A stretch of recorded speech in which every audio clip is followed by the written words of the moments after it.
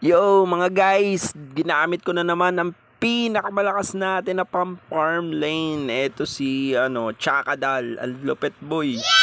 Kamukha ni Chakadal pero ang lakas po. Hyper bullets, antindi oh. Wow. Makikita mo rito yung mga galawan nito, friend. Ito yung maganda rin gamitin pang farm lane. Kaya niyang dumali ng marami, pre. Kita mo naman. Oh.